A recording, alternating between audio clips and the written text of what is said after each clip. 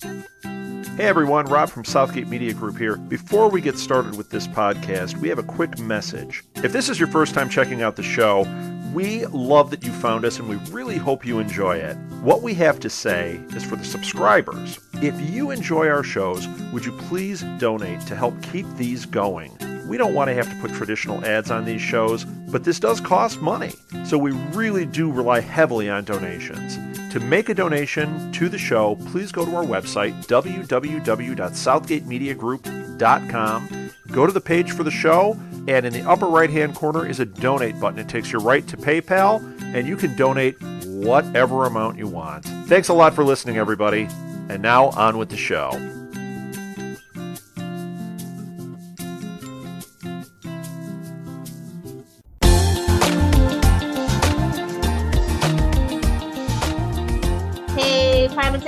Welcome back to the Crime and Tech Files. I'm Love. And I'm Ricky. Up for discussion today is episode 116, Unexpected. Yay. I kind of sort of like this episode. Only probably because of the technical side of it. We had Jeff Loeb writing and we had Greg Beeman directing. Two people who seem to know the ins and outs of the show a little bit better than most people in the writer's room during season 1. So do you have a synopsis for it? So, Matt meets with Ted and a new wireless Hiro and plans to get revenge on Mr. Bennett while also dealing with his decision to keep the diamonds. Mohinder and Sylar go on a road trip, encountering an evolved human with the ability of enhanced hearing. Simone pays the price as Peter and Isaac's rivalry comes to a head. Mr. Bennett and the Haitian realize someone they once knew is not dead as previously thought. Claire confronts her father as Sandra's condition worsens, and Hiro makes a tough decision after he tracks down Ando and Hope. I was a little confused with Dale, because that's kind of not a chick's name. Yeah, I think I kind of got that vibe about it. I got the vibe that when the call went out, it was just like Dale Smithers and just gave a thing, and this woman read for it, and they liked her, and they was like, well, we'll put her in for it. And they just added the line of like, yeah, that's me. And Mohinder was like, looked at her confusingly, just like, oh, okay. This must be an American thing. Yeah. that was my big question mark in this episode. I'm just like, okay, I'll go with it. I don't know if Heroes is like trying to make a statement about, non-binary people, or 2006 really wasn't ready for that.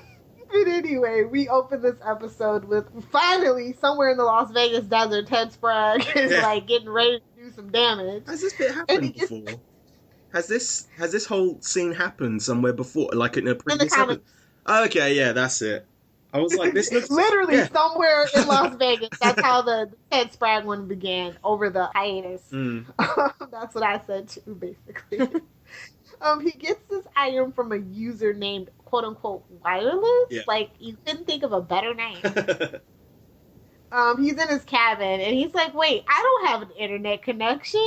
Who's driving the bus?" on his laptop, which is obviously a Dell, but like they've just put the piece of tape over it so it doesn't have a name. I love that. You don't give us money, we don't give you money. So he's like trying to figure out how this is possible, and then so the wireless person is telling him, what they did to him and sent him the schematics for the pneumatic needle. And Ted's like, they should meet. And wireless, when he turns around, she's standing there, and it's a hot woman, of course. Yep. Statia. Damn it, I can never say this lady's name. Stania Katic. Stana Katic. Stana is this? Okay, we'll go with that. Yeah. Who's playing? Hannah. That's how they spell it. With the weirdest accent as well. Consider she's supposed to be an Israeli operative. That is a really weird accent. But yeah. She explains her power, and she's like, they got to me too, and she shows her the mark, and she's like, we're gonna get him, and we're gonna get him good. Meanwhile, back in Odessa, Texas, Claire leaves her room and calls out for her dad. She runs into Lyle. It's like, yeah, of course Dad's on a business trip. And she's like, something's wrong with Mom. And they go downstairs, and Claire asks her mom if she knows Lyle. And she's like, yeah. What the hell? I thought you were supposed to be setting the table. And Lyle's like, dude, if Dad was here, he'd drug test you. Cut to Isaac's apartment. Ugh. Isaac tells Mr. Bennett that he called him because he didn't know who he could trust. And he's like, yeah, Peter's going to be responsible for this explosion that'll destroy the city. And then, like, Isaac's like, yeah, I've been painting him. He's invisible. Yeah. What does that mean? I'm like, he's Duh. invisible. And he's like, well, Peter absorbs abilities. And he met somebody that we assumed was dead. Dun, dun, dun. I don't know. Anyway. To me, like, this is a big thing for Isaac to be calling on HRG. The last time he was in HRG's presence, he was giving him drugs so that he could paint a picture. In my mind, he technically escaped from the company with help from Eden. And so this is obviously a very big step for him to being able to call on HRG, or at least just a very convenient plot point, which they forgot. But yeah. Yeah, that's the likelihood of it. They just kind of forgot. Or there's like a deleted scene where he like calls to reach out and he's like, Eden's dead. Yeah. There was a lot of edited stuff that ended up on the cutting room floor when it came to Hero season 1 especially. So who knows? So then he's like, Peter may return, and just in case, here's a gun. Why not? And he's like, Isaac's like, what am I supposed to do with this? He's like, save the world. And I'm like, ha ha ha. I see what you did there. That would have just solved a lot of our problems. Yep. If you would have actually shot him instead of, well, we'll get there. Yeah. That opens the sock drawer where he has Mouseke's bag of diamonds. He's just trying to find just the right one. And then Janice comes to put away some clothes. And she notices the diamond ring at the bottom of the drawer. And Matt's like, it's a gift. And she's like, we can't afford it. He's like, I know a guy, and it fell off the back of a truck. And then she tries to put the ring on, and she can't because her fingers are bloated because of pregnancy. Yeah. And then she's like, yeah, some geneticist called named Mohinder Suresh. And that's when your slash fic came in. You were like, oh my god, they were so close together, but they're not. It's happening! It's not happening. And so it's like, Matt gets all weirded out. Yeah. He's like, you didn't tell him anything, did you? And I'm just like... Just one more season. Yeah. Nearly there. You'll love him, trust me. So we cut to Mohinder and Sylar pretending to be Zane, and they arrive at this garage in Bozeman, Montana, of all places. Literally the middle of nowhere. Sylar thanks Mohinder for bringing him along. And he's like, well, since, I'm receiving so much skepticism, if they see somebody with the power, maybe they'll believe me. Yeah. Which is essentially what Sylar said, like, last week. So he's just, like, listening to Sylar's every command at this point. And then they kind of are approaching this woman that's doing some welding. I get, like, Flashdance flashback. And then they call out her name a few times, and she kind of removes her helmet and pulls out her iPod earbuds, and she's listening to rap music. And I was like, okay. She's like, I don't even enjoy it. It's the only thing that drowns everything out. And I'm like, oh, okay. She stops herself before she says, revealing exactly what it was. And then they're like, we're looking for Dale Smithers. And she's like, that's me. And he's like, okay. Maybe we can be some help. And she probably has questions. And she's like, how'd you find me? And she's like, he's like, you donated blood 11 years ago. And I go, and that's why I don't donate my blood. Really, like, well, I have O negative blood, so they gotta pay me for mine. Oh, maybe if you did, Sendel will come and find you. Maybe you should then. No, I know where to find Smith. Anyway, and he's like, that was a sample used as a Human Genome Project, and she's still kind of skeptical, and Sylar's heart's like going crazy, and she's like, no, he's like, no one understands what you're going through, and he grabs a wrench and places it in a jar and melts it, and she's like, oh, that's really cool. And then she opens up about her abilities. Yeah. And I'm just like, that's kind of a useless power, too. I don't know why Sylar wants it. But again, it's Pokemon. Gotta get them. She goes on to explain that she can control it. And it even hears the tiniest changes in heartbeats now. And that's when Sylar kind of, like, skips the beat. And she's like, what is that? He's like, I'm just excited to meet somebody. Right? Mohinder's like, yeah, we want to run a few tests. And she's like, I'm busy. He's like, but we'll come back in the morning. Yeah. And she's like, all right, get out of here, kid. Beat it. Meanwhile, Steve, crooked gaming commissioner dude, it pulls Hiro out of the closet at gunpoint. He's like, where's Ando? Where's Hope in the suitcase? And Hiro's like, take me with you. I know. And so Steve's like, no. Then Hiro's like, well, if you don't take me along, Hope's going to get away. Nissan Versa. And then we cut to Ted, who's at Kent's grave. And he's like, I miss her, and they are going to pay for what they did. And he places some flowers that quickly wilt, and all the grass wilts, and this is the most ridiculous CGI ever. I felt like I was playing a bad video game, like Tomb Raider circa 2001 or something. So, anyway, we cut to the rooftop of the DeVoe building, and a wooden pole suddenly disappears. A struggle is heard, and then we see footsteps in the puddles on the rooftops. And it's a training montage. Well, just a training video. Just, that was corny. But anyway, then Claude is seen attacking Peter with the pole, and Peter tells him to stop, but Claude refuses. I'm like, can you just get the gun and shoot him? He's like, you have the power to stop it. I don't know what you're waiting for. Do something unexpected. Yeah, Take a shot. I like the way that he explains it. He's like, why don't you reach into that filing cabinet in your head and pull out a power? Why don't you fly? Or why don't you... Paint a picture. Yeah, why don't you paint a picture? Anything. Just do something unexpected. And that's when, Sticks in midair and he can't hit him. But yeah, I thought it was a really good scene.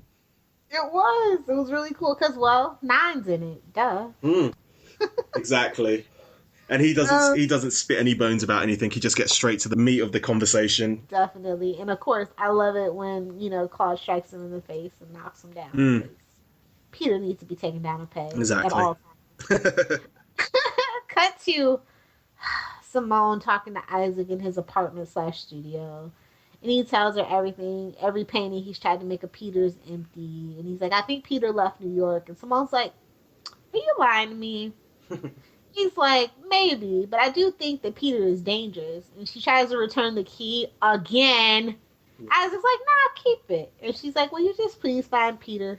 He's like, yeah, I'm going to find Peter, all right. Yeah, I don't understand this, because last week they seemed to, the last time we saw them together, they seemed to, reach some really nice middle ground, and they seemed to be, able to, be in the same room and not, want to kill each other, or not, she wasn't, being a bitch to him. But all of a sudden, here she is, total bitch face the whole time. We won't get that much for longer. Yeah. In the car, Hiro tells Steve that he brought Ando along with him and that he's responsible for him. And Steve tells him that partners only get in the way. And I'm like, well, he's not wrong. Yeah. But Hiro and Ando are like peanut butter and jelly. You just can't have one without the other, or it's a pretty bleak situation. Yeah, but I like what they did here. They're putting the idea in Hiro's head that he has to do this alone, which carries on throughout the whole episode. Yeah. And then Hiro's like, yeah, partners help keep you honest. And Steve points out that Ando was the one that wanted to help Hope. He's the one that took the suitcase. And he's also the one that took their car. And so he's like, by taking on a partner, that all he'll get is blood on his hands. And I'm like, well, he's not wrong about that. All you'll get is blood all you'll get is blood on your hands and your Nissan Versa taken from you. And Hiro... Anything but the Nissan Versa. Hiro loves his Nissan Versa, doesn't he? He really does.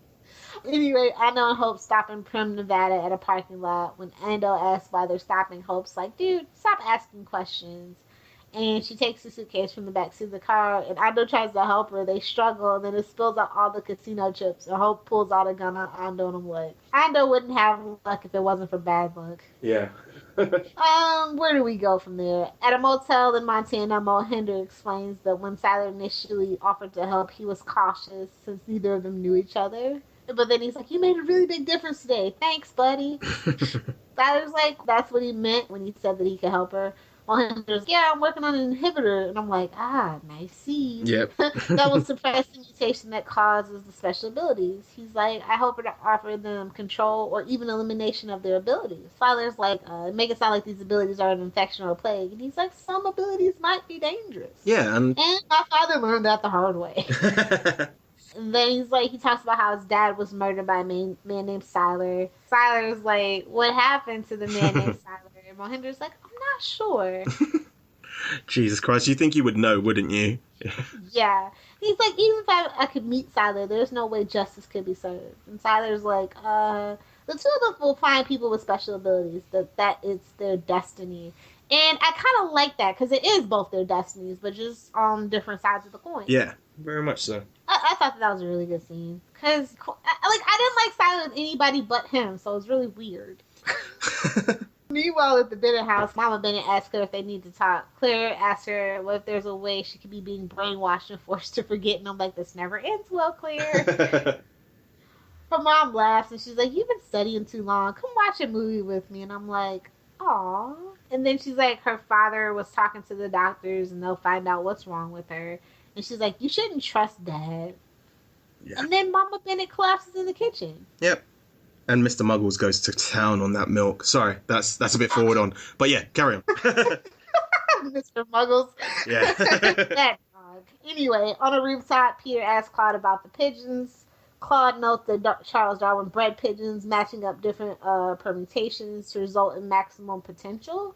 And I'm like, oh, this is an interesting conversation that I can get behind. And then Peter asks a really dumb question about what Darwin meant by maximum potential. And I'm like, maximum potential! Well, you know, he's not the smart one. He's just the good-looking one. Jeez! Claude's like, he believes that he meant someone like Peter. You know, the sponge. So, looking through thermal vision goggles, we see Mr. Bennett fire a taser at Claude that takes him down. The Haitian tries to shoot Peter too, but he manages to stop them in mid-air. Oh, way to do something unexpected, Peter, finally. Peter throws Claude off the roof, flies down to catch him, and then takes off flying away from Mr. Bennett and the Haitian. And at this point, I know they're like, damn it, those Petrellis and their flying abilities. Just then, Mr. Bennett gets a call from Claire telling her that her mom collapsed and was having memory loss. And he's, I guess we'll just have to wait. And that was kind of unexpected for me, actually. What, that he was going straight back to look after his wife? Yeah, I think this was definitely the turning point where they were really trying to make Mr. Bennett sympathetic. Yeah. Duty calls, oh well, I gotta go take care of my wife. And I like that. Because at first, it kind of just felt like his family was a cover. Yeah, oh yeah. And here it's kind of, he's actually giving a crap about their welfare. No, but he kind of has been doing bits and pieces of that, like the whole erasing of Brody's mind. Yeah. You know, but that was obviously... Because he saw Claire. Yeah. So yeah. But yeah, it's like they're really trying to lay it on thick at this point. Yeah. And it was good reason, because a really good episode is coming up that kind of really gives us insight into him. Yes. Unlike Janice. No, come on. She tells Matt, she took the ring to beauty size and the jeweler told her that it was worth $40,000. Well, then have her pawn it and run off, please. She's like, what happened? And he's like, So he tells her what happened to Mowski, and she yells at him. And I'm like, shut up, Janice. Just shut up. Just take the diamonds and cash them and move. She tells him that ever since he told her about his powers, he's been stealing and lying and that he's better than that. And I'm just, you are such a witch. He tells her he's going to take the diamonds down to the station, but just before he can do that, he gets a phone call. And then he's like, I got to go out, Janice. And we never see her again, I think. For a while. Yeah. Meanwhile, back at Peter's apartment, Claude wakes up and he punches him in the face. And I'm like, yes. Don't ever look at Claude. They are after him, and I've been invisible because of them. And Claude's like, Isaac must have tipped them off that they were up there and must also be working for them. He's like, he did disappear for a while, right? Yeah. That's how that goes. He has a mark on his neck. Yeah. And Peter's like, stay! And he's like, nah, I'm getting out of here. So, yeah. That's what he does, too. And I don't think we ever saw him again until the flashback. Simone asked Nathan if he's seen Peter. Nathan's like, he flew out a window to get away from me. In a manner of speaking. I'm like, she knows people have power! Yeah. What the hell? Nathan tells Simone that he's got people looking for Peter. She's like, I'll hold a press conference and tell everyone about these abilities that people have developed. Nathan's like, if people find out about the abilities, they'll panic and probably, like, slice and dice us. Yeah. And she's like, well, tell me where Peter is. And Nathan's like, I just see nothing but disaster at this point. She's like, I'm going to be voted for the other guy. And then before she leaves, he's like, you better not go public about this. And I was like, ooh, evil Nathan. I know, right? It would have been good if he had placed a button on her just as she was leaving as well. That's... You just never let it go for that. I love that. Well, Petrelli. He's done that. He's done that in the show, though, hasn't he? He did it with Hiro at one point. Yeah, I don't think he's eligible to vote.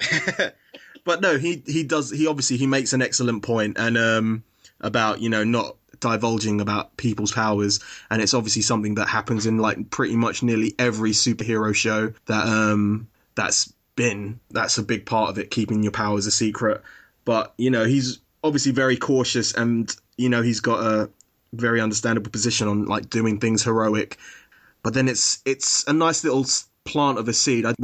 We know how the show was originally meant to be like every season was a different cast of characters, but this is a nice like jump. At this point, though, they knew exactly going forward. Though after the break, Okay, I feel like they firmed up a lot of things, and NBC kind of said, "Hey, we're gonna carry on." Yeah. It's a nice little thing for when we get to like a bit further on in the seasons. Foreshadow, I'd say. Definitely. So after that, Ando gets the chips and places them in the bag, and then, of course, right in the nick of time, good old Steve and Hiro arrive. Hope hides behind Ando and punts the gun at Steve, and Steve's like, "I want my share," and then like a big old like shootout occurs. And like somehow Hiro and Ando managed to get back together. Yeah, with only like one of them getting shot once. So they're hiding. Classic Hiro and Ando. And Hiro's like, "I shouldn't have brought you along." And then Hope walks up to the luggage compartment and points a gun. And then Hiro begins concentrating. Hope pulls the trigger, but Hiro manages to stop it and then reverse it. Yeah. It flies back in the chamber, and I'm like, that was cool. But that's something they never really picked up on again, I don't think. I can't remember them ever going into that aspect of his power again. Like the whole rewinding of time directly in front of him or fast-forwarding of time in front of him. I think that was somewhere that they could have gone with. Yeah, they played with a lot of stuff as his powers were kind of waning. Yeah. I guess was the point of it. It's like, he can't do much, but in a pinch, this will do. Yeah. So Ando goes, "Are your powers worked?" And he's like, "No, yeah, but both my eyes, our eyes were closed." Yeah. So he thinks that the gun is fired. Yeah. I was just like, son of a. Then back at the garage, while Daryl is doing repairs beneath the vehicle, she manages to hear a heartbeat nearby, even though that blaring rap music that she doesn't like is just going and going. She removes her earbuds and looks around, and then she sees Sylar. And she's like, "I didn't hear your footsteps." He's like, "Because there weren't any." Yeah, what does that mean? Was he flying? Was he floating at this point? I don't know. Well, telekinesis can technically be used to propel yourself. Yeah, fair enough, yeah. As I learned from Chronicle. Yeah, we'll go with that, yeah. She asked him what that sound in his heart was, and he's like, "It's murder." Oh, it was so campy, yet so good. Oh, I laugh even now. Then we see Sandra, aka Mama Bennett, in the hospital bed, and the doctor comes in, and she's like, she has a subdural hemorrhage in the area that controls memory. And she's like, "Has your mom been exposed to radiation?" I'm like, "Not yet." Or been the victim of domestic violence? And I'm like, basically. Yeah. Claire's like, "What I tell you, you won't believe me." And she's like, "There's a man that works for her father that can make people forget things by touching them." And the doctor doesn't believe her. Oh, surprisingly. Surprised she's not been put into the nut house with Nikki at this point. Yeah. That was bad. I'm like, Claire, you need to watch yourself, girl. Meanwhile, Matt meets Ted in a cemetery. Ted tells Matt that he found out that the marks on their necks are because they're being trapped. Yeah. And then Hannah steps out from the tombstone and tells Matt that the mark is from a pneumatic needle that has a radioactive isotope for trapping viruses in Africa. I'm like, ouch. Hannah tells Matt that a shipment of needles went to our company, Primatech Paper Company. And she's like, "Why would a paper company need a needle that injects a radioactive isotope?" Good question. That's why you have subsidiaries and offshore accounts. For the love of God, they were amateurs, man. Ted tells him that he had his blood tested, that the isotope is in his blood, and he bets that it's in Matt's as well. But Matt instantly comes back with the best line, "But your power is radioactive." I love it. I know. It's like, you didn't think of that, did you? Sassy Matt. Matt tells him that he's got a wife and baby, and Ted tells him that means Matt has something to protect. And Ted's like, okay, that he can get them through any wall they have, but he needs Matt to read his mind so that Mr. Bennett can't lie to them. Yeah. Ted tells Matt that if they can save themselves, they can be heroes and save others. And I'm like, oh, we got another team. Yay! Yeah. I like this team up. I think it's nice that, Ted's asking for help because he's obviously, quote unquote, a hothead because of his powers. It's like a nice little wink to the audience because they only know each other had powers at this point from previous episodes. So it would be, and it's understandable that he would go to Matt for help considering his power. I like it. And, it's obvious that Ted's still blaming Bennett for the wife's death, and that will come back to haunt him as the episode carries on. Definitely. So HRG shows up to the hospital. He tells Claire Lyle that they're gonna take Mama Bennett home and she'll be okay. Claire just goes in and she's like, "No thanks to you." Yep. And she's like, I need to speak to you outside. And then he's like, "The doctor told me what you said earlier." He doesn't know what she's talking about. And she's like, "Stop lying." And he finally tells her that what she knows is dangerous, and that if the wrong people found out about her ability, she would be in danger. She's like, "Why'd you erase Mom's memory?" And he's like, "Sylar broke into our house looking for you and found Mom instead. There, are you happy? It is your fault, little girl." And he's like, "Good people like her mom shouldn't have to know about people like Sylar." He's like, "Didn't mean for her to get sick. I just wanted to protect our family." He's like, "It'll never happen again." Claire is just like petulant little child. Really, honestly, when you think about it, yeah, all the drama is kind of because of her. So you might want to get off your high horse. Exactly. Meanwhile, back in Montana, the Mohinder and Sylar adventure continues when they return to Dale's garage. And, Sylar has a headache. Yep. Curious. Yes. Mohinder tells Sylar to wait in the car for him to return. He closes the door, and Sylar's like, "Oh, God, for the love of God." Mohinder calls for Dale, and then glancing around, and he finds her corpse. He comes running out and vomits. Yeah. And Sylar's like, "What's wrong?" And he takes a look for himself. He smiles. I love that. Yeah. He finds Mohinder, who's about to call 911, and he's like, "Dude, they're gonna think we did it. We gotta get the hell out of here." Yeah. So they're like, "We'll call the police once we're on the road." It's good logic, though. Come on. And It is. Not just for, Sylar because he committed the murder, but just in general, it's good logic. Yeah, it is. But that's just a difference between Mohinder and Sylar. But he's already, the law enforcement agencies that he's contacted already think he's a crackpot. Yeah. So, he's out killing people now that are on that list of his. I like the little reveal of Sylar's listening to the music through the headphones of Dale. It's not, because, when I first watched it, I thought it was just, the radio playing. And that's what they were listening to for some strange reason. And I like the reveal that he obviously is hearing the music from her headphones. That's what's giving him a headache. But I also got from the fact that, his powers, I always thought that his powers meant that he could take their powers and instantly know how to use them. It wouldn't take, any prep time for him to get to know how to use them. He would just instantly know because he knows how things work. So, yeah, I was a bit confused about that. Or maybe it's just me assuming. Well, that's what it made it seem like at first, but because we never really see him practicing it. When he took Zane's power, it was, instant. Yeah. But then again, he showed him how he did it or something. You know what I mean? Yeah. Whereas just took Dale's power. And it's hearing. It's how do you cut off hearing? Yeah, I suppose, yeah. Yeah, so anyway, the Bennetts return home, and Lyle goes to help his mom. And, Mr. Bennett tries to talk to Claire, and she's like, she wants to run away, but she needs to protect the family from him. Claire turns around, and Ted steps out. There's a lot of that, isn't there? There's a lot of magic appearing out of nowhere. Ted Everybody's Batman, Ricky. Everybody's Batman. Ted did it in, this episode where he meets with Matt for the first time. Matt's just walking, turns around, and Ted's just behind him the whole time. The Haitian, it seems to be the Haitian's other ability, yeah. I suppose that's something to look forward to when you become a superhero, that you can appear and disappear out of nowhere, and not through the power of teleportation.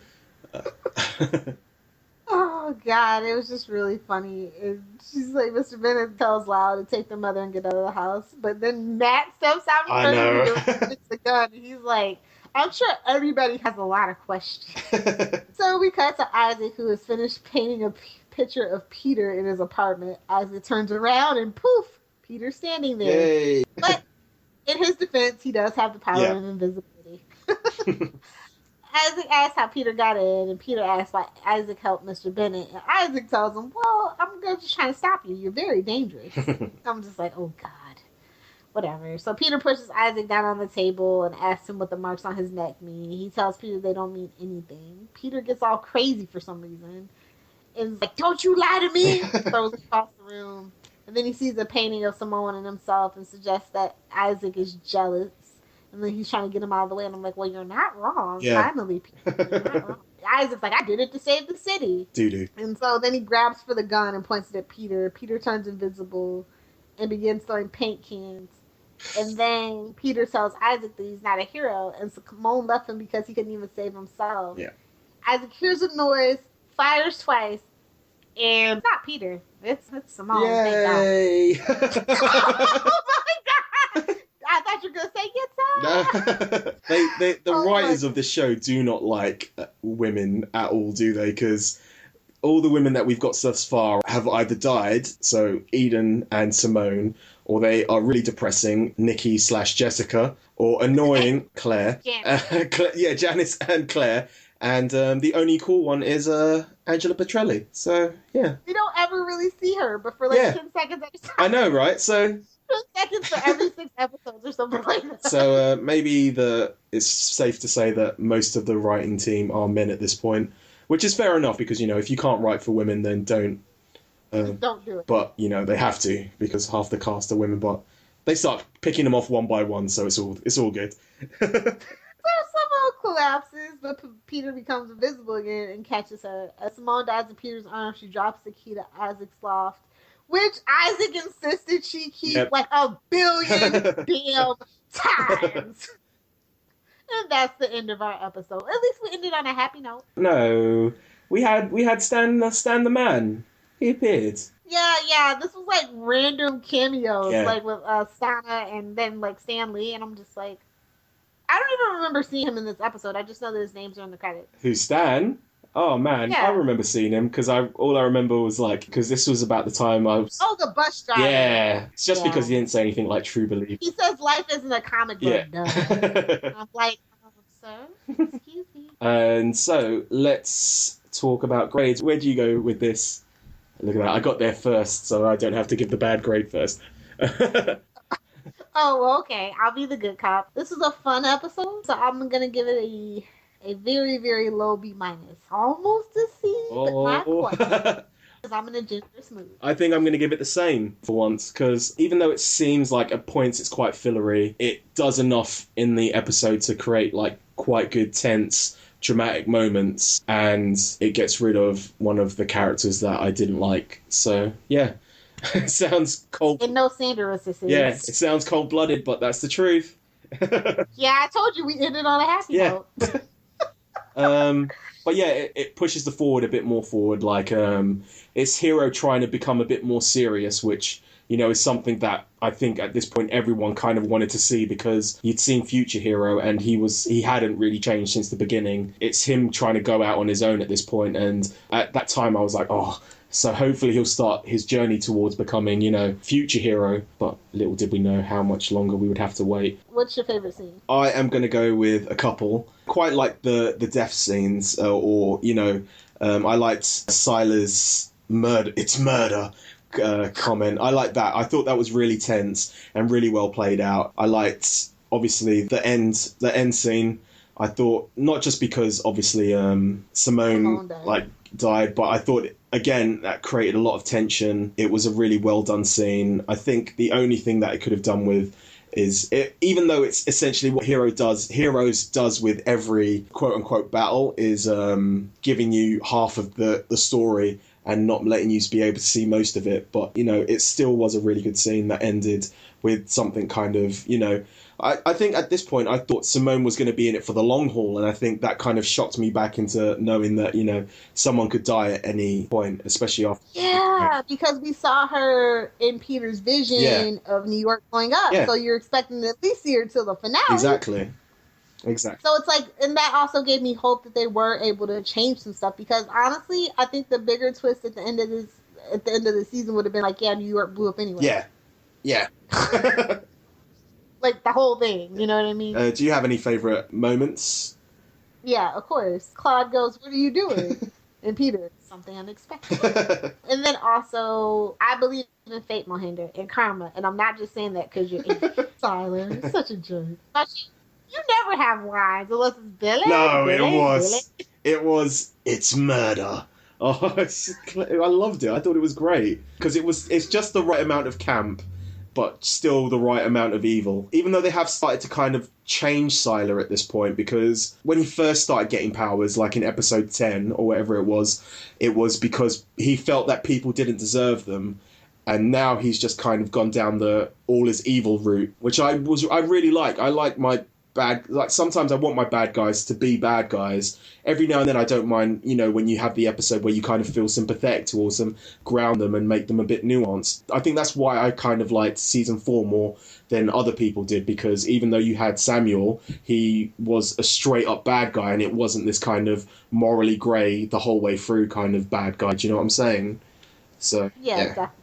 Definitely. One more thing for Claude was on fire this episode. Yeah. I like where he's like, "Here lies Peter Petrelli." He's like, "We'll put." He's like, "We'll put it on your tombstone." Peter goes, "I'm trying." Yeah. He goes, "You've left New York a smoking wasteland. We'll put that on your tombstone." Here lies Peter Petrelli. He tried. Sounds like something my mom would say. Trivia. I have. Go on. You got any? The room number of Mohinder's motel is 23, which I took as a lost reference because Tim Crean was really good friends with Damon Lindelof, who was one of the showrunners for Lost. The number 23 may also refer to the number of chromosomes that make up the human DNA, but that's just speculation on my part. It's all speculation. Yeah. Stan Lee, obviously, his appearance. I thought that was so random. Yeah. Though. Like, what? I liked it, though, because obviously... No, of course I did, but I was just like, what? We got Stan Lee on Heroes? Season 1 of Heroes? What? What else? Put them in a lab. When Nathan's talking about people with powers, he says that people may put them in a lab in the middle of an island, in the middle of the ocean, which everyone would have thought was a reference to Lost or Genosha from Marvel's X-Men. And he kind of does that in a clear and present danger. And just like you said, wait, did we see that part with Ted already? Like I said earlier, it was from the graphic novel How Do You Stop an Exploding Man. So you want to talk about the Path to the Righteous? Yeah, why not?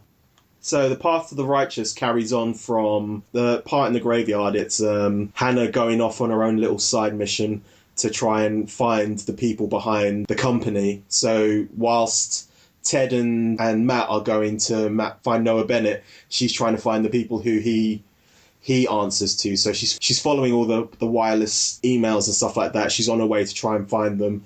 But much like Hiro, she can't stop a little side mission, and she ends up in Las Vegas to stop a guy who's about to force a girl to strip in front of men on the internet.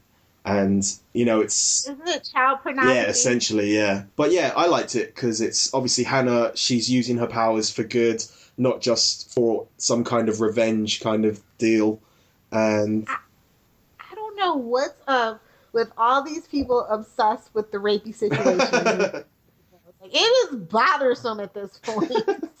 Well, it seems like it's an all-male writing staff at this moment, which kind of is a bit suspect, with all the women dying and all the rapey stuff going on. I really hate using the hashtag rapey. I know, but yeah, it does apply a lot. But yeah, apart from that, I did like the 6 pages because, it's her using her powers for good, even if it stops her from finding out the truth in the overall grand scheme of things, because she's not able, once she's done this side quest, she's not able to pick up the wireless signals about the /big bads. Yeah, and we kind of later find out why. Yep.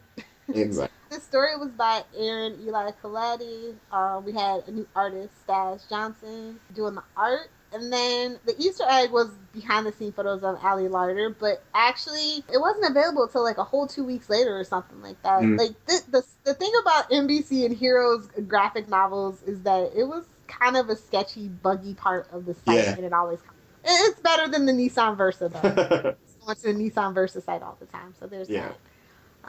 So, I guess it looks like it's time for some listener feedback. Yes. Okay, so, first things first, I've got Jenny, who is soft_guitar60. Basically, she didn't know what she had to write. She didn't know what she wanted to write, so she just looked back at her old live journal from 2007. Jesus, that's long, about what she wrote about these episodes. So these are essentially kind of live tweets. But let's see. It starts off, Sylar looks cute in his Ramones t-shirt and All-Stars. I laughed when Mohinder was about to come into the kitchen, when Sylar was taking the DNA sample from the dead guy. She thinks that Sylar could be the guy who explodes because he absorbs too many powers at this point. She never thought Ando would have escaped. How the heck did he escape? She loved the Matt Nicky thing. Claire's real mum being as a bitch. Poor Claire. Poor Nathan, she says. And She wonders what happened to Mr. Muggles. That was her thoughts on Ron. Unexpected, she has, no, Nikki, oh man, I missed the special effects. I have no idea whether that is sarcasm or not. I really like the quote from the episode, look, not a scratch on the Nissan Versa. How thick can Mohinder be? He's with Sylar. Sylar kills a woman. Who could have possibly killed her? Sylar may be the best villain she's ever seen in a TV series. He's sly and his expression on his face is just marvellous. The scene where he says something like, if I stood eye to eye with Sylar right now was absolutely funny. She hopes Claire's mother didn't die. This, you got to take into account that she's writing this at the time of the episode, so she doesn't know what's going to happen for half of it. She likes Peter's powers. She loves that Peter says to Claude, I just saved your ass.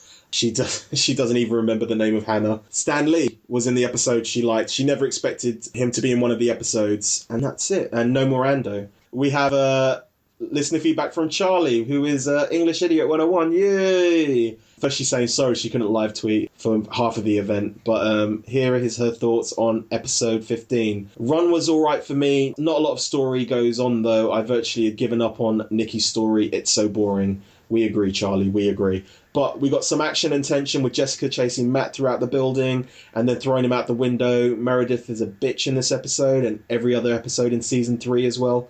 Poor Claire to have parents like that. Mohinder meeting Sylar, pretending to be Zane, proving Mohinder is so gullible. It was so easy for Sylar to walk all over him and use him to his advantage. It was fun to see Sylar pretending again and having no accent this time, which I agree wholeheartedly. Episode 16, Unexpected, is one of the better ones since it has no Nikki and barely any Nathan. I really think that they should have left the cliffhanger as Matt and Ted talking to the Bennetts instead of the Peter, Simone, Isaac. We all knew she was going to die. Mohinder was still gullible with Sylar and virtually led him to Dale. So her death is on him. I loved Hiro in the episode. I could totally be friends with him and Ando. And that is it. So yeah. Thanks once again. If you like danger and shenanigans. Thanks once again, Charlie. I know she's just got a job for the weekends, but she's trying to make it back in time to at least live tweet with one of the episodes. So yeah. Dedication's what you need. Thank you very much. Is it time for Ricky's favorite It's time for my favorite. The shameless plug. So long. Okay. So you can email us any of your thoughts on the episodes, on any of our Primatech episodes, or questions about the show, or for your host at primatechfiles@gmail.com. You can listen to us on Stitcher and iTunes. Just search Primatech Files. Make sure you follow Primatech Files on Stitcher, and you download, subscribe, rate, and review on iTunes. Bookmark Libsyn. That's primatechfiles.libsyn.com. You can favourite Southgate Media Group on SoundCloud. Those are all the ways you can listen to our podcast. Speaking of Southgate Media Group, you can find them on iTunes, Southgate Media Group, and we have loads of podcasts on TV shows and general pop culture. You can also check out their website, southgatemediagroup.com, to learn more about the hosts, the podcasts, and read their weekly blogs. Our social media, we have a Tumblr, primatechfiles.tumblr.com. We have a facebook.com/primatechfiles. We live tweet every Saturday. That's 2 episodes every Saturday. You can follow us at primatechfiles on Twitter to find out what the episodes are. We use the hashtag primatechfiles during the live tweet, so use that to join in the conversation. For episode 16, we had the people who were retweeting, faving, or tweeting along were Lucy O. Bailey, English Idiot 101, Soft_Guitar60, and Sinzia667. You can find my writings at Quan Magazine, that's QUAN magazine.com, thepeoplesmovies.com. You can also check out my other website, tvbingers.com, for all your binge watching needs and to help create your own TV binge. Finally, you can follow me at Ricky J. Diaz on Twitter, that's RICKYJDIAZ, or Z if you are English. Lilith? You can find me on Twitter at Lil Hellfire. You can find me on Tumblr, either littlefairyhellfire.tumblr.com or superwholockjunkie.tumblr.com. Please be sure to check out my blog, littlepopculturevulture.blogspot.com. And if you are into DC comic book shows, I do a lot of them for Southgate Media. I do Queen Consolidated, I do The Flashpoint, I do Channel 52, and the Newcastle Crew. So, if you are interested in any of that stuff, be sure to find it over at www.southgatemediagroup.com. You say it this week. Go on. You know you want to. If you want to save the world, all you got to do is download the podcast.